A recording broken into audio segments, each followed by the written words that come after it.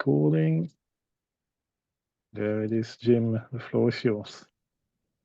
Okay, great. Thank you, Sebastian. Um, yeah, so my talk today is on a game that I wrote in 2024, so for Commodore PET, and I'm now in the process of adapting it over to Commodore 64 with a few changes here and there, which I'll talk about as well. Um, and as I'll show, and I think what makes the game unique, certainly on the PET, is that it's a 3D first-person shooter. So similar to what people refer to as first-person shooters, or what was really pioneered by the game Wolfenstein 3D, which is kind of what I used as the model for the game. Um, so, uh, sorry, I just want to verify. So you can see my screen, correct? It's a I can see your screen. Yes, your okay, presentation. good, good. Okay. So, my adventure, uh, I guess, in programming for the PET started just before COVID. So it was late 2019 where I found in storage my Commodore PET from when I was a teenager. And what what sort of happened in my life really was that, early on, uh, I was fortunate enough that my parents bought me a Commodore PET in high school, and learned how to program on it.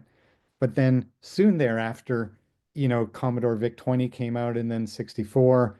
And, it was sort of hard to kind of say, hey, thanks a lot for this great computer, but now I want this one and this one and this one. So, a lot of the games that I really enjoyed at the arcade or that I saw my friends have on Apple II or on Commodore 64, they weren't available on the PET.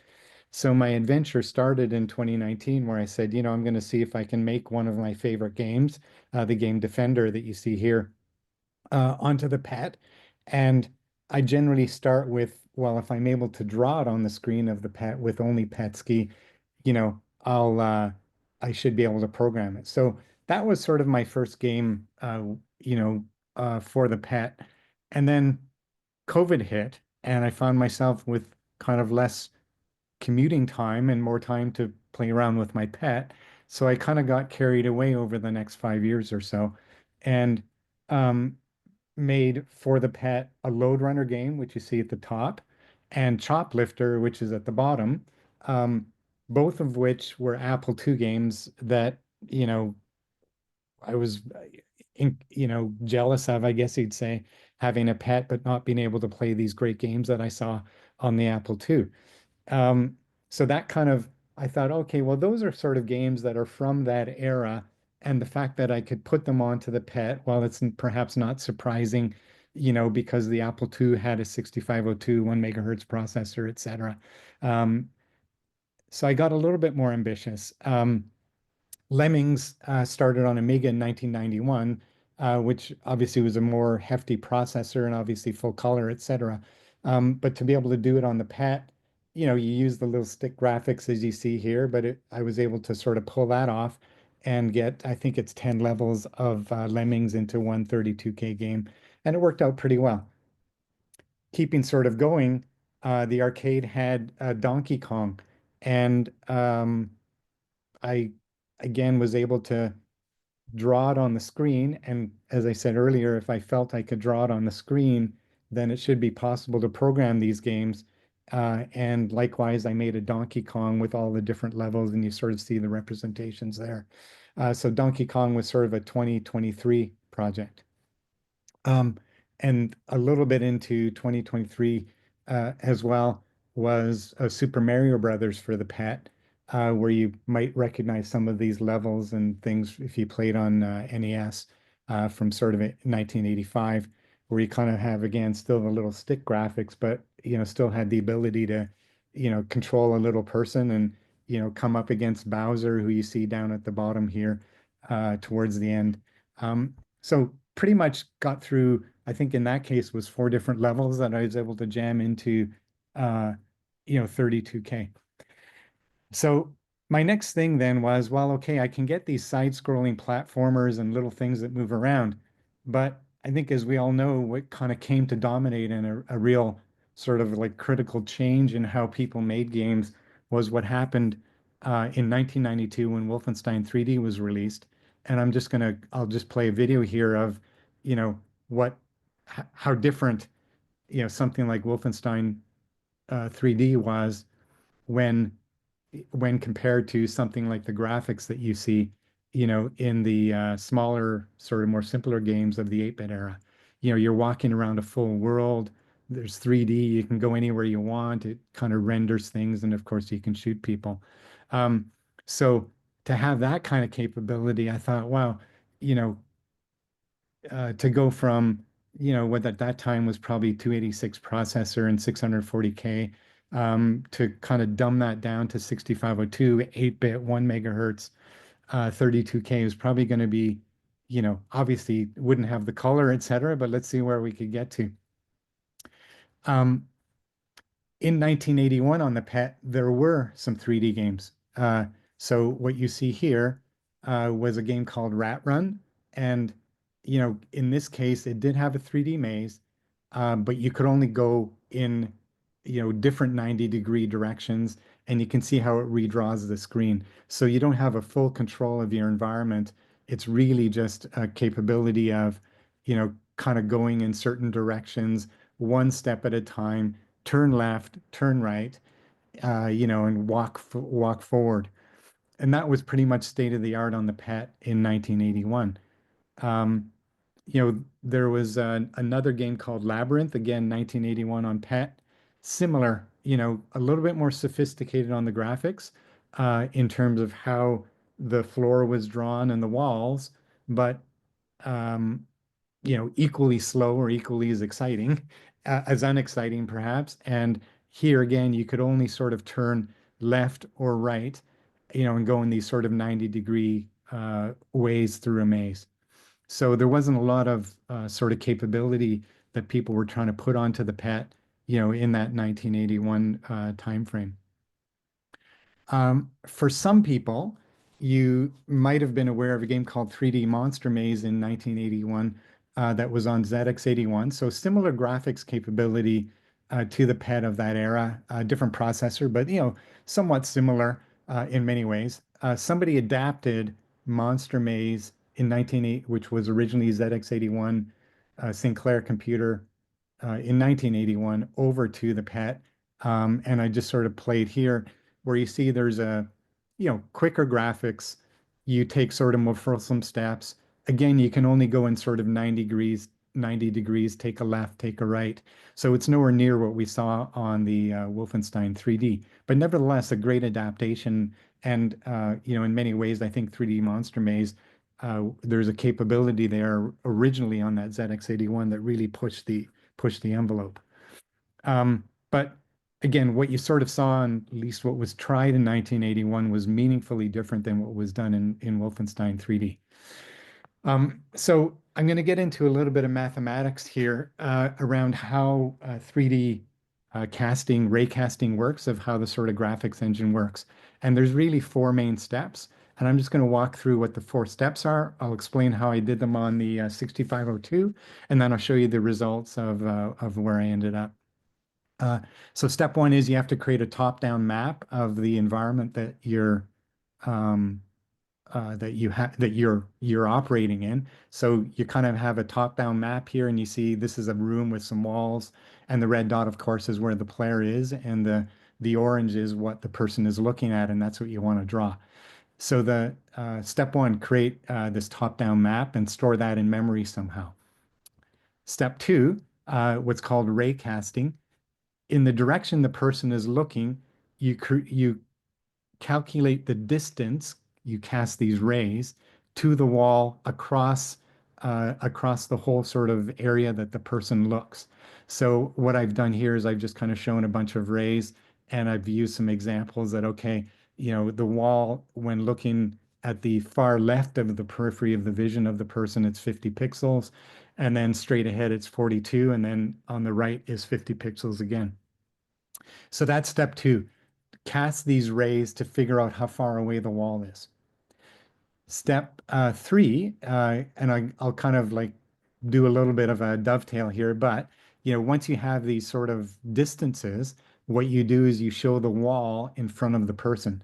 And as a general rule of thumb, the further away something is, as we all know, the further away it is, the smaller it is. And if something's closer, it shows up bigger. So based upon the distance of what you saw in the ray casting, you draw a wall. And that's what the gray area is here, whereas the black would be the ceiling or at the top and the floor at the bottom. The problem with this is, and as you can see, there's what they refer to as a fishbowl effect. Even though you're looking straight ahead, the distance of the wall on the left of your periphery vision is further away. And in your mind, you automatically correct for this. But in mathematics, what you have to do is use a cosine of the angle of that ray in order to correct for it. So this sort of it introduces a new step three, which is correcting for the fishbowl effect, where you have to take a cosine of the angle. And in this case, because I'm taking 31 rays, um, I'm calculating 31 different cosines. And the corrected image on the far right here is uh, in this simple example from the left-hand side, the person's looking straight ahead at a wall. The fishbowl effect isn't displayed. You calculate the cosines, and then at the far right, you just show a wall in front of the person, which is the gray part. So, quite just as a review of what I just said, uh, step one, calculate and create a top-down map. Step two, cast the rays, figure out the distance of the walls, calculate the cosines to correct for this fishbowl effect, and then draw the walls. And you just keep doing that as quickly as you can. Step two, three, four, two, three, four, two, three, four, over and over again, and that's what basically creates your image that you see in the 3D sort of visibility. Um, so to kind of give a review of that, in my original example of where you're in the wall, this is obviously not a Commodore PET, but I just wanted I borrowed this off of Wikipedia. As you kind of look around, and if you're able to do this quickly enough, you basically simulate the fact that in this case, the person's turning around and around within the room and the walls are being shown. So that's what people refer to or what's called raycasting. That's the general technique that was used in Castle Wolfenstein. I'm sorry, that was used in Wolfenstein 3D and for a lot of games of that sort of original era of the first-person shooters. Now, as you know, my task here was how do I shove that into a Commodore PET? And um, I know we're all aware on this, but some people might come from more Amiga world or from Commodore 64 world. The Commodore PET had character graphics only. You couldn't modify the characters. There's no color. There's no sprites. There's 32K of RAM in the largest of them. 1 megahertz CPU, 8-bit, which is same as what was in the VIC-20 and the Commodore 64. And in that 8-bit era, there's only adding and subtracting of 8-bit numbers. So specifically, there's no multiplication or division, and there's no cosine. And as I just mentioned, we're going to be adding, subtracting, to cast those rays, 16-bit numbers. And to correct for fishbowl, we're going to have to do some cosines in real time. And then to draw the screens, we're going to have to very quickly try and update all these character graphics. So the way I oriented things and I played around with all kinds of different combinations and permutations of what I'm showing here. But with step one as being storing this top-down map in Wolfenstein 3D, each level is a 256 by 256 map. And if I were to use 1 byte per cell, uh, that would take up 64K, which is more memory. That's basically the whole addressable space of the 6502. So obviously, I couldn't store this 256 by 256 map into 1 byte per cell. But if I kind of shrink it to 1 bit per cell, I can use 8 kilobytes for the map, which of 32K only RAM, well, there you go. I'm using 1/4 of it just for the map alone. But the reason you do that is that you have to do these ray casting very quickly. So the more memory you use for the map, the more easily you can cast the rays and speed up your ray casting. So step two, when I cast the rays, by sort of using this 256 by 256 and 1 bit per cell, um, I can do 31 rays per screen, and that takes about 40,000 cycles, which I'll talk about in a second, because you're sort of trying to trade off how much memory do you have and how much can you use versus what you need to do and how much speed, how quickly you can run it. So you're trying to sort of optimize in those two areas. The next thing, you have to calculate cosines for each one of these rays that you've cast. As I mentioned earlier, 6502, sorry, in my game, um, the the distance for each ray is a 16-bit number. And I need to calculate in real time 31 different 16-bit cosines. Uh, there's no cosine built into the processor. There are algorithms, of course, that I could have used, but they take too much time. There's no way I'd get enough of a frame rate. So I created a lookup table in a simplified way to calculate these cosines of all the different angles that I needed to use. That table itself takes up 4 KB. So there again, I'm using a big chunk of the 32K for the lookup table. But by doing only lookups to calculate cosines, you can pretty quickly get a bunch of cosines calculated. And then you have to draw the screen, which in itself takes about 10,000 cycles in the way I implemented it. So, long story short, when you kind of add up the memory here, lookup tables themselves, I haven't talked about the graphics lookup tables, but the lookup tables take up about 16K in total, 8K for the map alone, 4K for the cosine calculations. There's miscellaneous tables of things about different angle conversions and stuff for when the person moves around and how you do the ray casting and things like that. So that takes up about half the memory that you have available is these lookup tables. But what it allows you to do is fairly rapidly calculate what one screen would look like. So I got this thing optimized and played around with different sort of combinations and things and kind of got it working at about 20 frames per second. So that was sort of as going through these steps, over the period of trying smaller maps, bigger maps, storing 1 byte per cell and maybe looking them up or compressing the map and, expanding it when you go into that area, all kinds of different things, different ways of calculating cosine, um, different ways of estimating the cosine, things like that. It ends up with, what I kind of felt was a pretty good happy medium, which was 20 frames per second and still having enough code, room for code in there because I have to, I haven't talked about it, but you have to put in the bad guys who shoot at you and things like that. So the end result is what you see here. I'll just play, uh, yeah, there it goes. So you can kind of see you start off in a room here. This just spins around to give you a feeling for what you see. This is all in real time. Nothing, you can download this game. It's on my website the website link that I'll give you in a second. Here you're moving left and right within the room.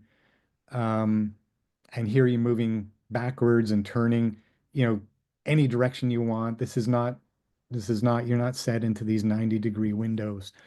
You can, sort of move around in the full 360 degrees. Here you have a knife that you can stab people with, and there's a pistol, a gun, and that little box is you pick up some ammo. And the hatch marks in front of you are a door. Um, I guess here I'm going to demonstrate firing a gun. Yeah. Um, Here you go through the door.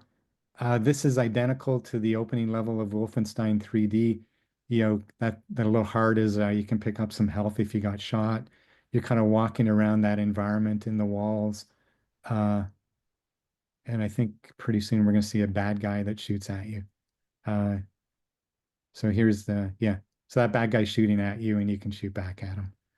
And he flashes when you shoot him, you get 100 points. So that's pretty much the Commodore PET implementation. There's a full first level on there where you can walk through that full 256 by 256 space, backwards and forwards, turn around in any direction, pick up treasures, lose lives, there's secret walls, things like that.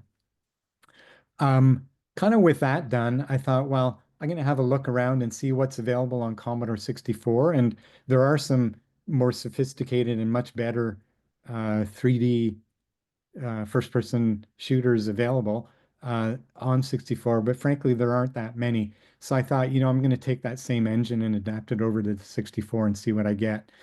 Obviously, with the 64, you have twice as much memory. So I thought, well, I'm going to do things a little bit faster, but of course, I have to now render in color and stuff. So that takes up more cycles. So on my map, I use 2 bits per cell. So it's 16 kilobytes of the 64 available. And casting rays, I'm still experimenting with different sort of number of rays and things like that. But in what I'm about to demonstrate to you, oh, sorry. And in the cosine lookups, uh, because I have more memory to work with, I can put a bigger table, use up another 8 kilobytes there for the cosine lookup. And so it goes faster than on the PET. Whereas in the PET, I have to do a couple of additions along with the lookups. And then I can render the screen as well. So I'm still able to get about 20, 20 frames per second. It's a little bit higher. It depends on the size of the room, all kinds of things like that. But around 20 frames per second on the 64. And now using color, which takes more time to render the color as well. And of course, on the 64, you can modify the character sets and you can use sprites and things like that. So this is now an example of how far I've gotten on the 64 rendering of the game or the 64 version of the game. Same opening room. You can see he's holding a knife again. Some back and forth there. The white is a door. Uh, you can go back and forth in any direction, turn any direction you want, walk out, you know, spin around. Here's a hallway, a larger room. You're looking down at a door at the far end, spin around, look at different doors. Um, oh yeah, and I have different, I use colors for the weapons. There's a shotgun, uh, and here's a machine gun. So a little bit more sophisticated, obviously, on the weaponry.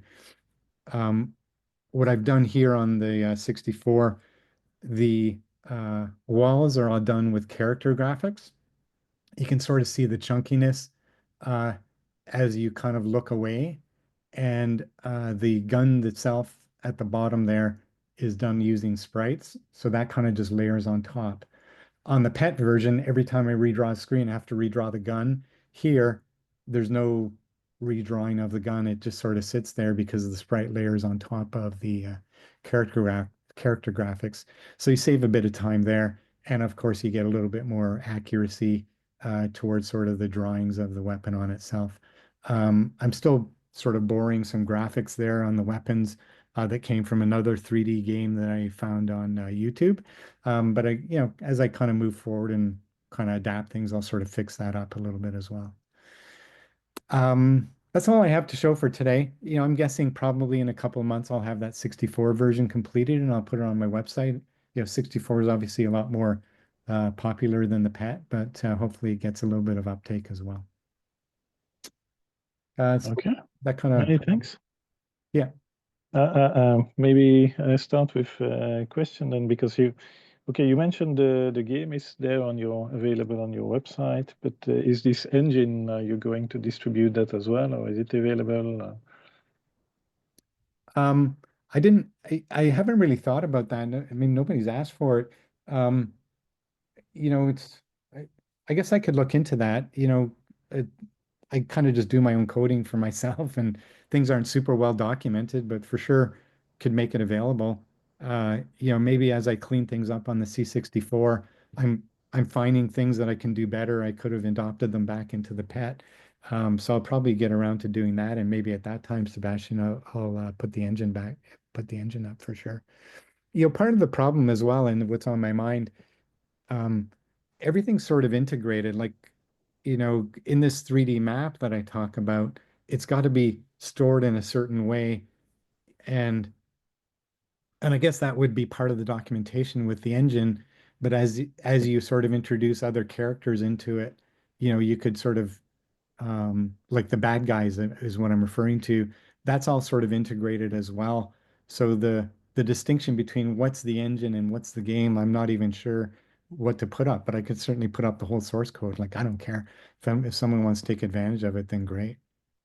Yeah, I was thinking maybe that's a nice like open source project, or maybe someone else just take it and isolate the part of the 3D engine and something like that. Maybe. Yeah, yeah. So, okay. Is it my perception, or on the 64 it was more the speed was slightly increased? Or?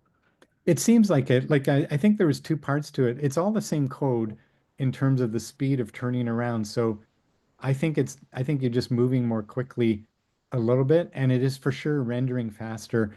In that example I showed, it was a relatively small room, so it rendered more quickly, partially because of the that bigger lookup table of the cosines that I mentioned.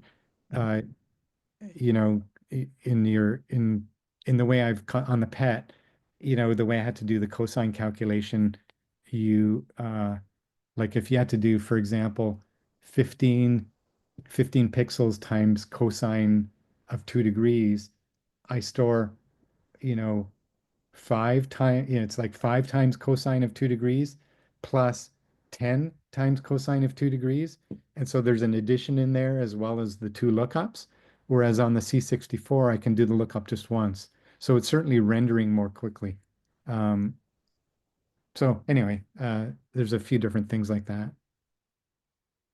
Okay. Okay. I don't know if anybody else other questions. I don't see them. I don't see any question in the chat, but for those attending the Zoom call, don't hesitate and mute yourself and go ahead.